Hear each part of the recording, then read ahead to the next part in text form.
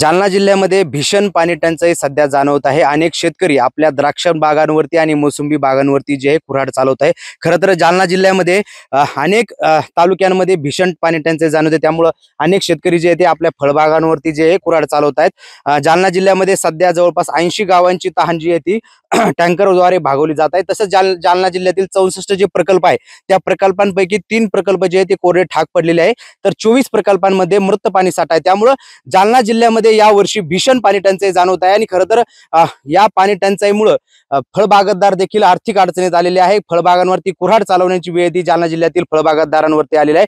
खरं तर जालन्यातील घनसावंगी असेल, अंबड असेल, या तालुक्यांमध्ये मोसंबी उत्पादक शेतकरी जे ते मोठ्या प्रमाणात मोसंबी बागा काढताना आपल्याला पाहायला मिळत आहे। तर दुसरीकडे जालन्यातील द्राक्षांचं माहेरघर म्हणून ओळखलं असलेल्या धारकल्याण, कडवंची या भागांमध्ये देखील मोठ्या प्रमाणात शेतकरी जे ते द्राक्षांवरती कुऱ्हाड चालवताना आपल्याला पाहायला मिळत आहेत। मी आज कडवंची शिवारामध्ये आहे। कैलास दत्तू क्षीरसागर हे शेतकरी आहेत आणि जवळपास यांनी 2.5 एकर द्राक्ष बागांवरती जे आहे ती पाण्याअभावी कुऱ्हाड चालवलेली आहे।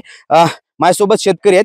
दादा, खरं तर इतक्या वर्षापासून द्राक्षाचं बाग तुम्ही जोपासताय, ह्या वर्षी का वेळ येईल कुऱ्हाड चालवायची? पाणीच नाही ना, पाण्यामुळे ही टंचाई आलेली। 2007-8 पासून 2 वर्ष दुष्काळ आहे सततचा। टँकरनं पाणी आणून किती टाकणार आहे? 4000 रुपये टँकरनं पाणी पुरवत नाही शेतकऱ्याला। ही पाण्याची फार टंचाई मोठी आहे ना, त्याच्यामुळं पाणी लय मोठा प्रॉब्लेम आलेला आहे।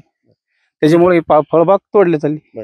हे नेमकी किती हेक्टर, किती क्षेत्र होतं तुमचं फळबागाचं आणि किती वर्षापासून तुम्ही हे जोपासता? माझ्याकडे होतं 4 हेक्टर। 4 हेक्टर मधून 1 हेक्टर काढलं। आता राहिलेलं आहे 2008 पासून जोपासतो मी। 3-4 वर्ष, 1 वर्ष गेले पाणी टाकावं लागतं, 1 वर्ष गेले पाणी टाकावं लागतंय। पाणी टाकून किती टाकणार, त्याच्यामुळे उपासमारीची वेळ आलेली। खरं तर दुसरीकडं तुम्ही 1 हेक्टर बाग काढताय, पाण्याची नेमकी काय समस्या? या वर्षी पाऊस पडला नाही म्हणून पाणी नाही की विहिरी आटल्यात? विहिरी आटल्या ना, पाणी पडला नाही म्हणून विहिरी आटल्या। 2 वर्ष सतत पाणीच नाही। एकीकडं कर्जाचा डोंगर आहे, फार मोठा डोंगर आहे कर्जाचा। तो उतरीत नाकी होणार आले। त्याच्यानंतर टँकरचं पाणी 4000 रुपयाला 1 टँकर आहे। दिवसातून 2 टँकर होतात, पुरवत नाही बाग सांभाळायला। तुमच्यासारखे किती शेतकरी कडवंची मधले, कारण कडवंची आपल्या जालन्यातलं पंढरी समजलं जातं द्राक्षांच्या बाबतीमध्ये, तर किती शेतकरी आतापर्यंत तुमच्या गावातील किती शेतकऱ्यांनी बागा काढल्यात? माझ्या अंदाजे 25-30 शेतकऱ्यांनी काढल्या। 25 शेतकरी आलेले याच्यात। काहींनी बातम्या लावल्या, काही नाही लावल्या। 20 शेतकरी आहे, अजून 10 शेतकरी तुटतील। मे महिना तर पूर्ण जाणारच कोरडा। बाकीची बागा कशा जगवायच्या मग आता? बाकीचं डोक्यावरला ताणच येतो, जगतच नाही बाग। आपल्या पिरकल्याण प्रकल्प आहे, तो कोरडा पडे, पाणी आणायचं कुठून? पाणी हे फार महत्वाचं काम आहे। शासनानं थोडीफार मदत करावी, हाय ते कर्जमाफी करावी।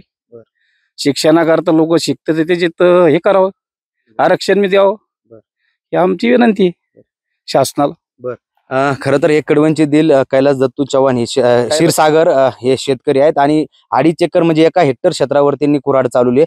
खरं तर सध्या जालना जिल्ह्यामध्ये भीषण पाणी टंचाई जाणवत आहे। द्राक्ष बागायतदार आर्थिक अडचणीत आलेले, बागा काढण्याची वेळ या द्राक्ष उत्पादक शेतकऱ्यांवरती आली आहे। तर दुसरीकडे 80 गावांना पाणी टंचाईच्या झळा बसत आहेत आणि त्यांना टँकरनं जो आहे तो पाणी पुरवठा सध्या सुरू आहे।